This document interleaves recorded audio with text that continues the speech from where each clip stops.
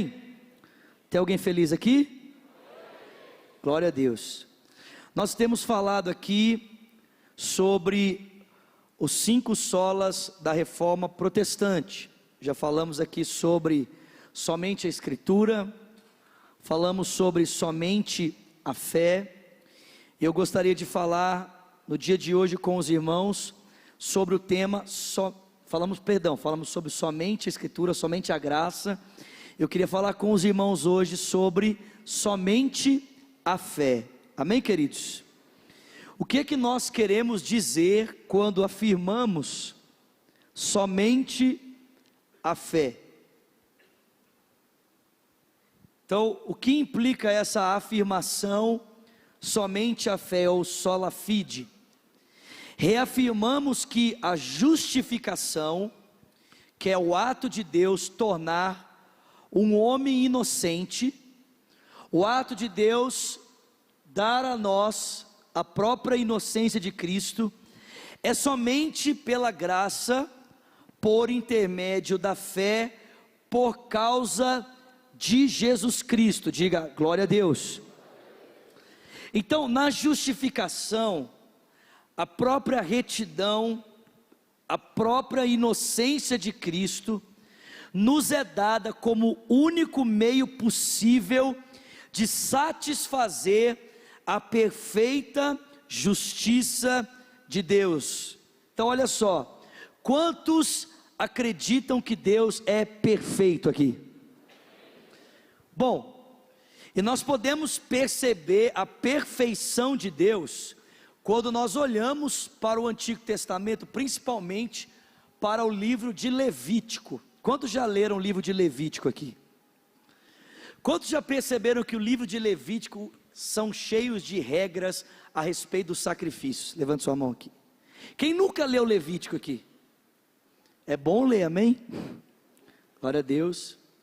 Mas se você fizer a leitura do livro de Levítico, você vai descobrir ali vários sacrifícios que falam sobre a nossa comunhão com Deus. E quando essa comunhão com Deus é reparada quando essa comunhão com Deus é quebrada pelo nosso pecado, como ela deve ser reparada, e como a comunhão com Deus deve acontecer por meio dos nossos sacrifícios. E Levítico também diz quais os sacrifícios devem ser oferecidos para reparar quando nós falhamos com uma pessoa, porque ainda que indiretamente, quando nós pecamos contra o nosso próximo, nós estamos pecando contra Deus. A intenção do escritor de Levítico é nos mostrar apenas uma coisa: Deus é santo, Deus é perfeito. Amém, meus irmãos? Ele é perfeito, e é impossível que pelo nosso próprio esforço a gente consiga atingir esse padrão de perfeição de Deus, porque o padrão de perfeição de Deus não é apenas estético, ele também é interno. Às vezes você olha para algumas pessoas na rua, você fala assim: cara, essa pessoa é perfeita, né? Porque esteticamente ela parece não apresentar nenhum tipo de defeito, né? Dá um exemplo aqui, que nem quem assistiu o último filme do Thor aqui? As irmãs devem olhar para o Thor e falar: esse homem é perfeito. E uma irmã lá atrás disse amém.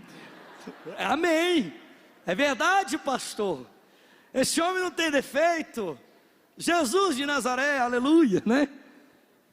Mas certamente os irmãos aqui também podem olhar para uma pessoa, uma mulher, que apresenta um padrão estético bonito e dizer: poxa, essa mulher é perfeita. É verdade que esteticamente nós podemos olhar para alguém e pensar que as pessoas são perfeitas, mas a perfeição de Deus não leva apenas os nossos parâmetros estéticos, leva em consideração também os nossos parâmetros internos. E ainda que a gente apareça esteticamente perfeito para alguém, fica claro que todo mundo aqui leva um pouco de sujeira dentro de si, sim ou não? Quantos aqui já pensaram alguma coisa indevida hoje? Levanta sua mão. Tem uns que não levantaram a mão, não é que você não pensou uma, você pensou 10, né? Quando vocês pensaram uma, levantou a mão, os outros pensaram umas 20, 30, né? 40, estou brincando, mas é verdade. Né? Então o padrão de Deus, irmãos, é impossível de ser atingido por nós. E graças a Deus que na verdade Deus nem nos pede para atingirmos esse padrão de perfeição, senão pela confiança que nós depositamos em Jesus, amém, querido? Quando nós confiamos em Cristo, a própria perfeição de Cristo nos é dada gratuitamente. Você pode dizer glória a Deus? Apesar de Deus saber que eu e você somos pecadores, Ele nos trata como se nós fôssemos perfeitos. Negamos que a justificação se baseie em qualquer mérito que em nós possa ser encontrado. Nós negamos que a justificação também nos é dada como uma infusão, como se nós próprios fôssemos a justiça de Cristo. Não, ela nos é dada. Deus nos deu a justiça do Filho de Deus, mas ainda é a justiça de Cristo em nós e não a nossa própria. Negamos também que uma instituição que diga ser igreja, mas que prega que o homem pode receber a justiça pelos seus atos, possa ser reconhecida como uma igreja legítima, amém, irmãos? Glória a Deus. Por que isso é tão importante no contexto da reforma protestante? Porque a grande explosão da reforma aconteceu exatamente por causa da doutrina da justificação pela fé. Você já deve ter ouvido isso. Mas antes de Lutero pensar em reformar a igreja, antes de Lutero se voltar para a Escritura, para cravar na capela de Wittenberg as 95 teses para propor uma transformação na igreja, Lutero buscava uma transformação pessoal, porque vivia lutando contra um complexo de culpa e contra uma raiva de Deus. Lutava contra um complexo de culpa porque sabia que era pecador, e na sua tentativa de ser perfeito, vivia falhando. E lutava contra uma raiva de Deus, porque na compreensão de Lutero era inadmissível que Deus exigisse que o homem fosse perfeito para ser salvo, sabendo que jamais o homem conseguiria atingir tal perfeição. E é por isso que Lutero se voltou para a Escritura, porque precisava de ter a sua vida transformada, amém, meus irmãos? Abra comigo a sua Bíblia em Romanos.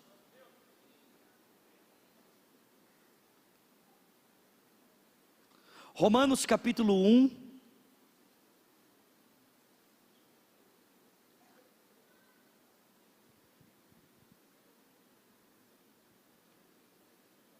versículo 16.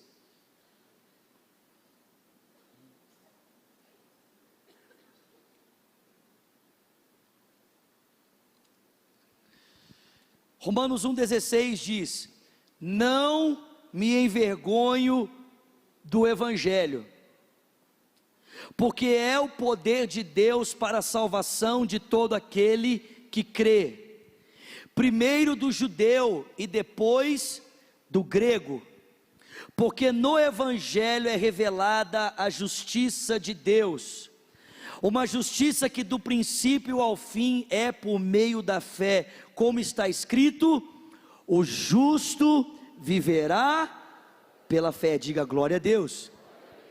Lutero descobriu essa verdade, ou seja, que é a nossa confiança depositada na obra de Cristo que nos faz ser salvos. E isso fez com que Lutero passasse a olhar para Deus de uma forma completamente diferente. Lutero deixou de olhar para Deus como um Deus castigador, que o tempo todo está buscando nossas falhas, nossos defeitos para nos punir, para olhar para Deus como um Pai amoroso e gracioso, que foi capaz, por causa dos nossos pecados, de sacrificar o seu Filho para que fôssemos perdoados e a nossa comunhão fosse restaurada. Diga glória a Deus. Mas Lutero não apenas foi livre da culpa, ele foi livre da raiva de Deus. Ele percebeu que Deus o amava, ele percebeu que Deus o desejava, e ele passou, portanto, a viver uma vida livre. Só que preste atenção, irmãos, uma vez que Lutero começou a experimentar dessa liberdade, Foi difícil para ele perceber-se livre e permitir que os outros continuassem em escravidão, porque ele começou a experimentar uma paz tão grande de estar reconciliado com Deus, uma paz tão grande de confiar em Deus e saber que não havia nada que ele precisasse fazer para que Deus o amasse mais, e não havia falha alguma que ele cometesse e Deus o amasse menos, que Lutero desejava que as pessoas do seu tempo entendessem isso. Lutero entendia que essa doutrina tinha implicações psicológicas, ela tinha implicações sociais, tinha implicações psicológicas, porque as pessoas do seu tempo viviam debaixo de condenação e de culpa como ele, tentando se livrar dessa culpa por meio do pagamento de indulgências, do seu esforço, da prática da lei, dos regulamentos da igreja. As pessoas viviam oprimidas debaixo do medo. Aliás, essa foi uma estratégia eficiente por parte da igreja naquela época para motivar as pessoas ao pagamento de indulgências. O clero dizia o seguinte: olha, de fato, quando Cristo morreu naquela cruz, seus pecados foram perdoados, mas só foram perdoados até o batismo, só foram perdoados até o momento que você desceu as águas. Mas depois que você desceu as águas, e esses pecados que você já cometeu, os pecados que você está cometendo hoje, como é que vai fazer? Você precisa dar um jeito de se livrar deles, porque se você não se livrar deles, você vai para o purgatório, e no purgatório você vai passar alguns anos se livrando desses pecados, para que posteriormente você possa ir ao céu. A igreja oprimia as pessoas com medo da condenação, para que elas pagassem as indulgências, e o tempo de penitência delas fosse reduzido, para que elas pudessem experimentar a paz do céu. E quantos de nós aqui não vivemos debaixo da mesma culpa, debaixo da mesma condenação, fazendo coisas para Deus, para tentar mostrar para Deus que é uma boa pessoa, a fim de que Deus trate você de uma maneira honesta, de uma maneira graciosa. Só que eu tenho uma notícia para você, meu irmão: Deus não precisa do seu esforço, Deus não precisa do seu empenho. Se você está se empenhando para tentar comprar o amor de Deus, ou para provar para Deus que você é uma boa pessoa, estou dizendo uma coisa para você aqui: o seu esforço é inútil. Deus não precisa saber que você é uma boa pessoa. Ele te amou quando você ainda era um pecador, Ele te amou quando você ainda estava separado. Preste atenção, em nenhum momento Jesus Cristo usou o medo da condenação eterna para nos atrair a Deus. Pelo contrário, a fim de nos atrair ao arrependimento, a fim de nos atrair à bondade, a fim de nos atrair a Ele. A Bíblia diz que Deus prova o seu amor para conosco pelo fato de que Cristo morreu numa cruz, sendo nós ainda pecadores. Não é o medo da condenação que te leva a Deus, é a certeza do quanto Ele te ama. Lutero queria ver as pessoas libertas desse peso, libertas desse medo, desse sentimento opressor que constrangia a psique, trazia transtornos à psique. Mas essa doutrina também tinha implicações sociais. Por quê? Porque muitas pessoas não se casavam porque queriam se manter puras. Porque na época de Lutero se pensava que a castidade, o celibato, santificava mais uma pessoa do que o casamento. As pessoas não desfrutavam da intimidade do casamento, porque elas queriam se manter santas. Afinal de contas, se eu não for santo o suficiente, Deus vai me punir com o purgatório, e eu vou passar um longo tempo da minha vida expurgando meus pecados, para experimentar a liberdade do céu. Quando a doutrina do sola fide explode, o primeiro a se casar é Lutero. Arrumou uma mulher chamada Catarine Vambora, e casou com ela. E em um ano de casamento, Lutero disse: eu fui mais santificado em um ano de casamento do que uma vida inteira no mosteiro. Tem alguém comigo aqui? Eu fui santificado mais em um ano casado do que uma vida toda dentro de um mosteiro. Lutero queria ver as pessoas sendo libertas. Lutero queria ver as pessoas sendo livres, e é por isso que ele começou a pregar, começou a dizer para as pessoas: você não precisa fazer isso, você não precisa comprar indulgência, você não precisa fazer nada, você só precisa crer em Cristo para ser salvo. E a igreja daquele tempo se recusou a ouvir a mensagem de Lutero, e é por isso que ele cravou na capela de Wittenberg 95 teses para dizer: eu não concordo. Vocês deveriam estar conduzindo as pessoas a uma vida de liberdade. A igreja deveria estar conduzindo as pessoas a uma vida de liberdade, e vocês estão conduzindo as pessoas a uma vida de escravidão, de opressão. Mas perceba, antes de desejar reformar a igreja, Lutero desejava reformar a si mesmo. E isso é uma coisa muito importante, porque hoje tem muita gente querendo reformar a igreja, mas não quer reformar. A reforma de Lutero, irmãos, a reforma protestante só teve efeito na vida de Lutero, porque antes de ela ser prática na vida de alguém, ela foi prática na vida dele. Ela foi prática na sua própria vida. Olha para mim aqui, deixa ele lá. Ela foi prática na sua própria jornada, amém, meus irmãos? Diga glória a Deus. Lutero viveu uma vida de liberdade, e é por isso que ele afirmava: somente a fé pode nos justificar diante de Deus. Venha comigo para o capítulo 3, por favor.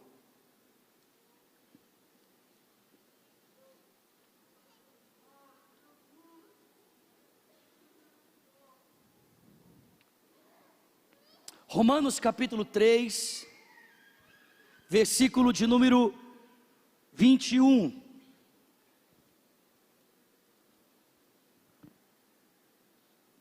O que é a justificação pela fé? Antes de nós lermos o texto, preste atenção. A justificação é a resposta de Deus sobre como uma pessoa pode se tornar aceitável diante do Criador. Paulo, nessa epístola aos Romanos, demonstra para nós que a justificação é um conceito jurídico, tem o significado de Deus nos declarar justos.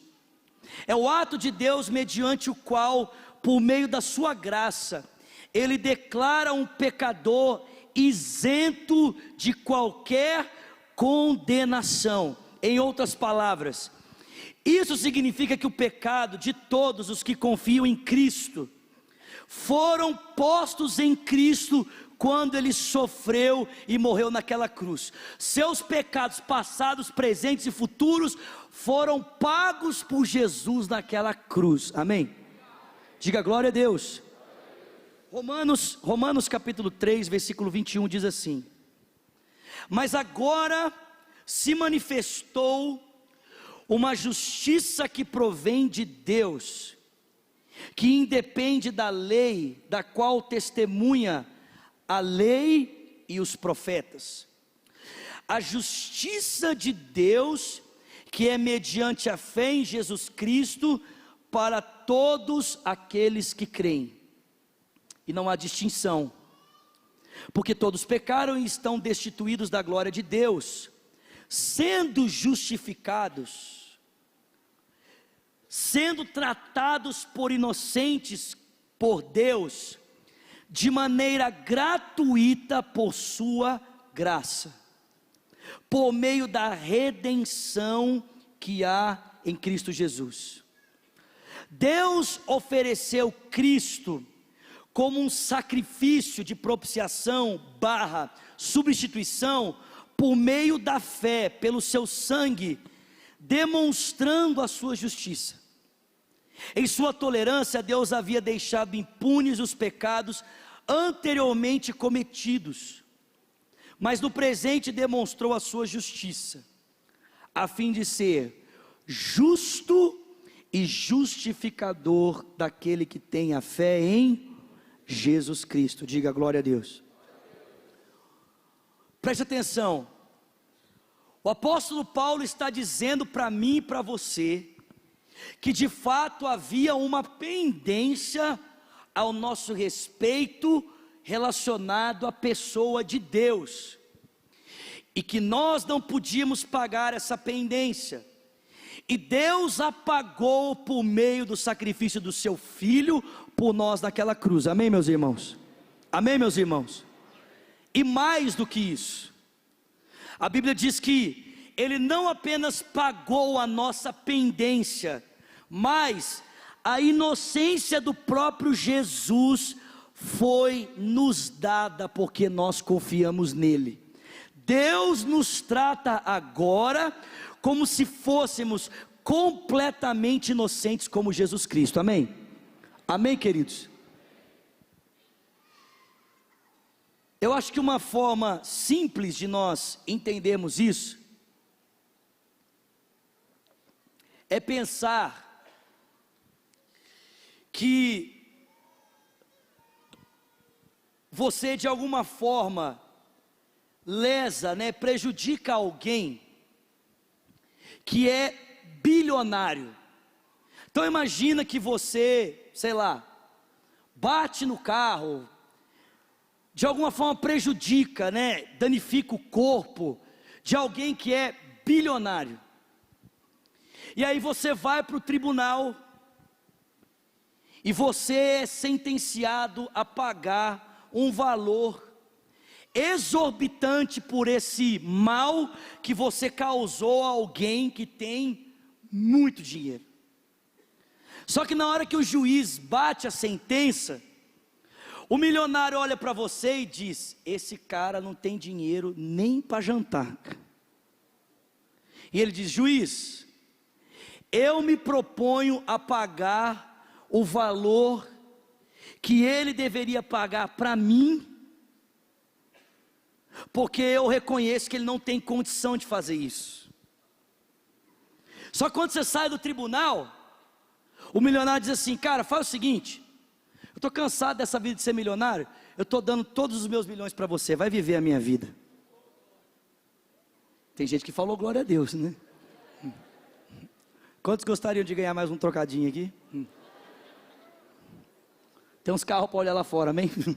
Ganhar um trocadinho, estou brincando. Você ficaria feliz se na condição de acusado, não tendo como pagar, o teu acusador pagasse a sua dívida e mais, te desse a mesma condição que ele possui, para que você pudesse seguir a sua vida? Sim ou não? Você consegue entender, meu irmão, que foi isso que Jesus fez por mim e por você? Vou repetir, amém? Você consegue entender que foi isso que Jesus fez por mim e fez por você? Nós tínhamos uma dívida impagável, e aí o Filho de Deus decidiu pagar essa dívida. Isso é perdão. Mas Ele não apenas nos perdoou. A Bíblia diz que Deus, por causa da confiança que depositamos em Cristo, agora nos trata nos próprios méritos de Jesus. Ou seja, a Bíblia diz que nós estamos agora, por causa da fé depositada em Cristo, em uma posição diante de Deus, em que não há sentimento de culpa, medo e inferioridade, em que não somos acusados por Deus e diante de Deus de nenhum pecado. Por quê? Porque Deus nos trata como inocentes. Diga comigo, inocente. Mais uma vez, abra um outro texto, por favor. 2 Coríntios,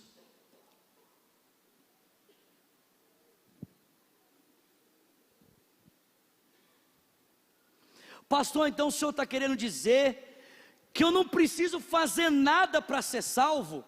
A fé depositada em Jesus é suficiente? Exatamente. O senhor está querendo dizer para mim, pastor, que eu não preciso ler a Bíblia para ser salvo? Exatamente. O senhor está querendo dizer que eu não preciso orar? Exatamente. O senhor está querendo dizer que eu não preciso nem vir na igreja, não preciso dar dízimo e oferta, não preciso fazer nada, é só confiar em Jesus? Exatamente.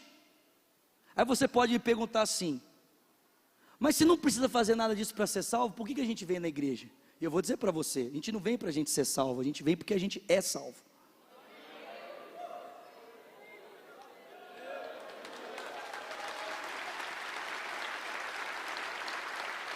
Eu vou repetir, amém? A gente não vem para bater o ponto e dizer para Deus: olha Deus, domingo, dia 5 de novembro, estive lá, bati o ponto, hein? Por favor, contabiliza os meus créditos aí, na marca necessária para se obter a salvação. Olha Deus, hoje eu dobrei o joelho, hein Deus? Presta atenção. Por favor, me dá a minha bênção, hein Deus, porque hoje, Deus, hoje eu subi num monte. Meu irmão, isso é apenas uma outra forma de comprar a bênção de Deus. Se você está lidando com Deus na base da troca, você ainda não entendeu que a relação com Ele não é uma relação de troca, é uma relação de confiança. Você não dá 100 para receber 1000, você dá 100 porque você recebeu 1 bilhão. Você está entendendo isso aqui? Você não está tentando comprar o favor de Deus. Quando alguém diz para você que Deus pode fazer algo por você, porque você está fazendo algo para Ele, Ele está mentindo. Não existe nada que você possa fazer que leve Deus à retribuição. A Bíblia diz que tudo vem dEle, é por meio dEle e é para Ele. Meu irmão, a diferença do cristianismo para as outras religiões é que nas outras religiões você faz para acontecer, e no cristianismo Deus fez para que você fosse alguma coisa. É pela confiança.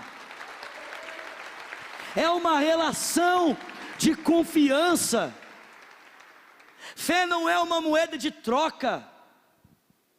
Fé é uma perspectiva de relacionamento. Fé não é Bitcoin, né? Que vai oscilando no mercado financeiro e o seu Bitcoin vai subindo de valor. Tem gente que pensa que fé é uma moeda de troca, que à medida em que você vai aperfeiçoando os seus conhecimentos, aquelas coisas, aí a sua moeda de troca vai crescendo, vai crescendo, vai crescendo, até você chegar a um ponto de ter uma fé tão grande, que você consiga por meio dela você consiga fazer que Deus faça, misericórdia, você consegue fazer, você consegue por meio de uma fé tão grande, levar Deus a fazer por você tudo o que você quer. Pô, isso não é Deus. Isso não é Deus. Aliás, Jesus falou que Deus nem precisa de muita fé para Ele fazer alguma coisa. Se você tiver fé do tamanho de um grão de mostarda, já é suficiente. Porque não é o quanto de fé você possui, é o onde está a sua fé. É uma relação de confiança, irmãos. Fé é uma perspectiva de relacionamento, de não tentar tirar de Deus o que eu quero, mas de aprender a confiar nele e me entregar aquilo que Ele espera da minha vida. Fé não é uma tentativa de arrancar de Deus. Fé é a capacidade de confiar no caráter dele e se entregar. Confiando. Aliás, existem muitos motivos para nós confiarmos em Deus, sim ou não? Será que dá para você confiar em alguém que foi capaz de matar o filho dele por você? Sim ou não? Será que você consegue acreditar em um Deus que foi capaz de enviar o seu filho para ser sacrificado numa cruz por mim e por você? Será que dá para confiar nesse Deus? Eu não sei você, mas eu acho que dá, amém? Mas de vez em quando a gente desconfia. Mas É possível, o caráter dele é estampado para nós naquela cruz. Ele é um Deus confiável, ele de fato nos ama tanto que ele sacrificou Jesus por nós. Então, meu irmão, ao invés de você ficar tentando por meio da fé convencer Deus que ele deve agir de determinada maneira, por meio da sua dependência, da sua confiança, se entregue a ele. Ele foi capaz de dar Jesus por você. Ele olha para você e te trata como inocente, mesmo sabendo que você é um pecador.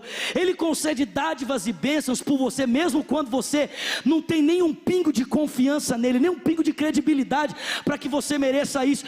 Hoje talvez você não era digno nem mesmo de estar vivo, mas Deus fez questão de botar você de pé nesse dia hoje, para que ao contemplar o nascer do sol, você possa se lembrar que Deus é bom, Ele te ama, e tudo o que você precisa é confiar nele. Aleluia.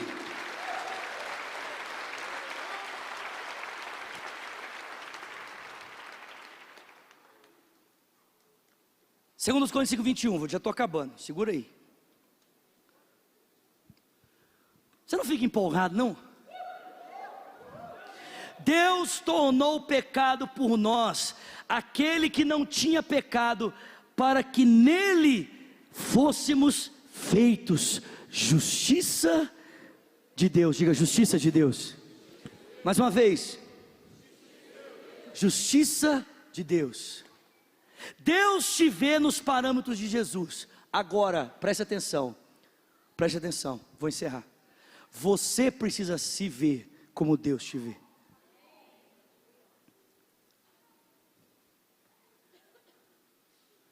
Você precisa começar a se enxergar. Nós precisamos, como Deus nos enxerga. Porque a fé prática é a fé que coloca em prática aquilo que entende por meio da razão. Não adianta nada, querida, a gente falar tudo isso aqui, se na hora que sair lá fora, você continuar olhando para você e dizendo assim: eu não consigo, eu não dou conta, eu não posso, eu. Olha só, meu irmão, se Deus olha para você e trata você nos méritos de Cristo, por que você está se tratando de uma outra forma que Deus não trata com você? Deixa eu fazer uma pergunta aqui. Pense numa pessoa cheia do Espírito Santo. Pensa num cara assim, tipo, que você acha assim: nossa, esse cara é... Tipo assim, um Elias, né?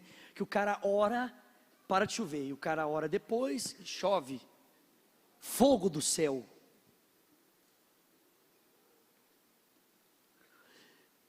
Se você tivesse tão cheio do Espírito quanto Elias, o que você faria?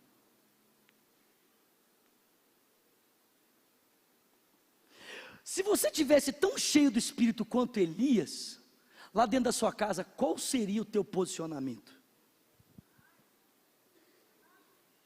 Não é para bater, não, é para incentivar.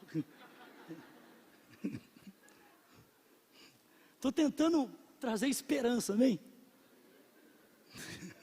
Estou tentando. Oh, Jesus. Valeu, irmãos, boa noite. Se você tivesse tão cheio do Espírito como Elias, o que você seria capaz de fazer na sua faculdade? Tenho uma boa notícia para você. Você já está. Vou repetir, amém? Você já está. Então vai e faça.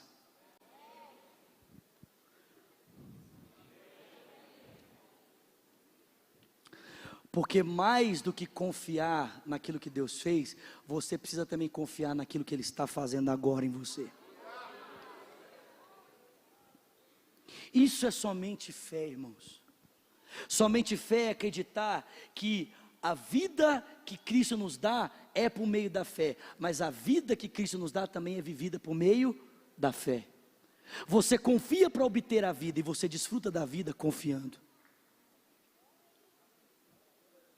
Não é a hora que o negócio aperta na sua casa, você dobrar o joelho e falar assim: Deus, faça alguma coisa. Aí Deus diz: não, levanta você e faça você, porque eu estou com você.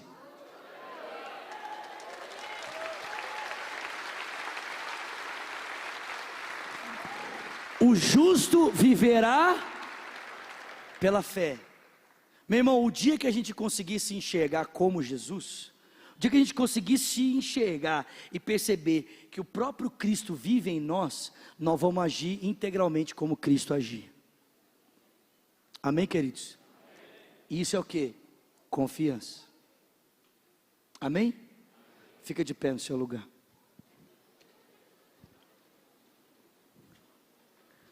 Somente a Escritura, somente a graça, somente a fé, somente Cristo e somente a Deus toda a glória.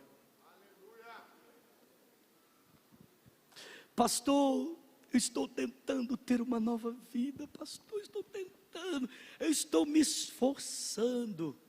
Glória a Deus, meu irmão, continue se esforçando, continue, mas pode dizer, se esforce em confiar em Jesus, se esforce em acreditar naquilo que Ele disse ao seu respeito, se empenhe em se entregar a Ele numa perspectiva de confiança, e veja o quanto a vida dele está viva aí dentro de você. Meu irmão, eu tenho certeza que muitos de vocês já se surpreenderam fazendo coisas que você não achava que deveria fazer, mas eu tenho certeza que muitos aqui já se surpreenderam também, fazendo coisas que nunca pensaram que iam dar conta de fazer. Gente que aqui falava assim: eu nunca vou dar conta de parar de usar droga, e hoje não consegue nem ver droga. Aliás, eu vim de um culto agora, que a irmã lá da igreja, lá no Paquetá, falou assim: pastor, meu filho era dependente químico, nós oramos por ele, ele está liberto, já faz mais de um ano, não usa mais. Tem gente que falava assim: não vou dar conta, ficar sem beber, não consigo, ficar sem ir na boate, ficar sem fazer sexo, meu Deus, se eu ficar sem fazer sexo, eu vou morrer, E está aí você, Vivinho da Silva, se guardando para o seu casamento, esperando o momento certo para desfrutar disso, sem sair dessa experiência com peso de condenação. Eu lembro do Lucinho conta uma história interessante. Lucinho fala que ele casou virgem, ele e a Pati casaram virgem. E aí, ele teve a noite dele e se relacionou com a Patrícia. E a hora que eles acabaram, sentou um na cama do lado do outro, olhou um para o outro e falou assim: e aí? Foi bom, né? Bom demais! E como é que você está se sentindo assim? Tô ótimo. Mas assim, você está se sentindo culpado? Não, estou super tranquilo. Porque antes, né, qualquer coisinha que acontecia era aquele peso de condenação, né? Ai, meu Deus, que miséria, né? Assim, se o beijo esquentou, já fica... Mas aí agora nós estamos aqui nesse balacobaco, xabacai, E aí, não estou sentindo nada. Você está sentindo alguma? Não estou sentindo nada. Então vamos fazer de novo. Mas é isso, irmãos. É isso. Eu posso dizer que é isso.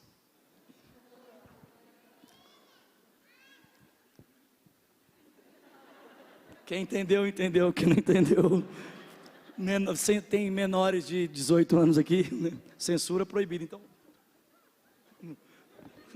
Aleluia. Hashtag maravilha demais. Querido, em nome de Jesus, Deus quer te surpreender, meu irmão. Que você saia daqui nessa noite, decidido a não mais se olhar como alguém que não consegue, mas como alguém que está liberto, como alguém que está livre para viver uma nova vida, uma nova história, como alguém que não é mais usado pelas coisas que faz, mas como alguém que se posiciona diante da vida, sabendo que tudo me é lícito, mas nem tudo me convém, que tudo me é lícito, mas eu não me deixarei vencer ou dominar por nenhuma delas. Amém? Feche os seus olhos. Existe alguém aqui nessa noite que quer esse Cristo na sua vida? Existe alguém aqui que está tentando sozinho e hoje fala assim: poxa vida, a vida com Jesus é assim? Eu quero essa vida. Existe alguém que diz aqui nessa noite: eu quero entregar minha vida para Jesus, eu quero Jesus como meu único Senhor, meu único Salvador, eu quero uma nova história, eu quero uma nova vida. Ou alguém que diz assim: eu quero voltar para Jesus, pastor, eu estou longe e hoje eu quero voltar, eu quero viver esse relacionamento de confiança com Deus. Levanta uma das suas mãos, eu quero conhecer você, quero orar com você. Tem uma mão levantada aqui, levanta bem alto, por favor, bem alto, bem alto. Lá na galeria tem mãos levantadas, levanta bem alto, bem alto, bem alto. Tem mais mão levantada aqui, tem mão levantada lá atrás, tem mãos levantadas, isso. Vou fazer o seguinte: você que levantou uma das suas mãos, por favor, vem cá pertinho de mim, gostaria de orar com vocês, por favor, vem cá, pode vir, isso, vem, glória a Deus. Vamos aplaudir esse pessoal que está vindo. Pode vir, querido, glória a Deus, glória a Deus, Jesus te abençoe, boa noite. Pode vir, isso. Fica de frente para mim aqui, isso, pode vir, glória a Deus, glória a Deus. Glória a Deus, Jesus te abençoe, viu, querido? Em nome de Jesus, pode vir, tem muita gente vindo, vem, pode vir, isso, vem, tem muita gente vindo, isso, vem mesmo, tem muita gente vindo, pode chegar aqui pertinho, aqui, ó, tem muita gente vindo, vem mesmo, pode vir, isso, glória a Deus, tem mais gente vindo, glória a Deus.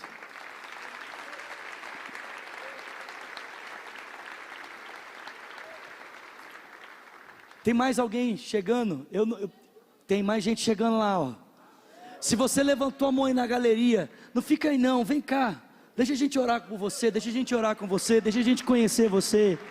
Isso, vem. Muito bom. Muito bom. Glória a Deus. Olha aí. Glória a Deus. Tem mais alguém?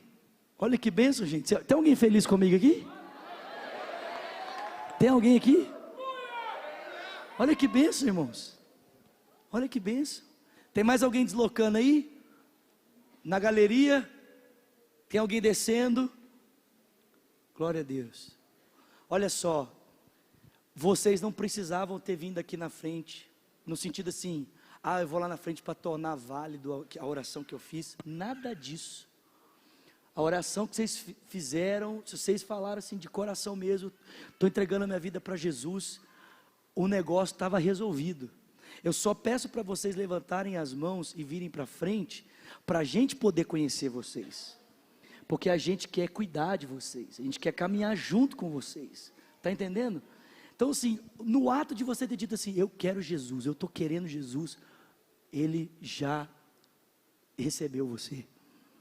Já recebeu você, está entendendo? E a gente faz isso porque a gente ama muito vocês, para deixar vocês soltos por aí, está entendendo? A gente quer cuidar de vocês, quer andar junto com vocês, tá bom? Glória a Deus. Podemos orar com vocês? Podemos? Igreja, estenda as mãos para cá, por favor. Glória a Deus. Senhor, muito obrigado por todos esses queridos que estão aqui, dizendo, Senhor, que voltam para Ti, se entregam a Ti. Deus, obrigado porque eles decidiram sair do lugar deles, virem aqui para frente, para que a gente pudesse conhecê-los, orar por eles. Ó Pai, nós pedimos ao Senhor, que juntamente com a gente eles possam andar numa nova vida, uma novidade de vida, que o mesmo Espírito que está em nós, possa também estar neles, os guiando, os ajudando, Senhor, para a honra e para a glória do Teu santo nome, Pai querido. Nós abençoamos esses irmãos, Pai. Nós oramos com eles, oramos por eles, não na nossa própria força, nem no nosso próprio mérito, mas no nome do Teu Filho Jesus Cristo, oramos, amém, amém e amém. Vamos aplaudir esse pessoal que está aqui? Glória a Deus.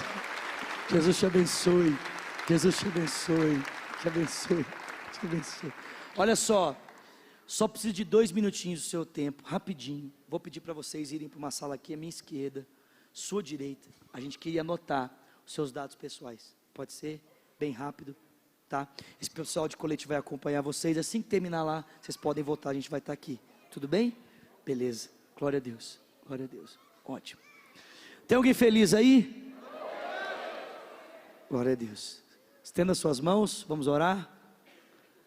Pai, obrigado por essa noite, obrigado por esse tempo tão precioso aqui, Deus. Obrigado pela Tua palavra, Senhor. Obrigado, ela transforma quem a gente é, Deus.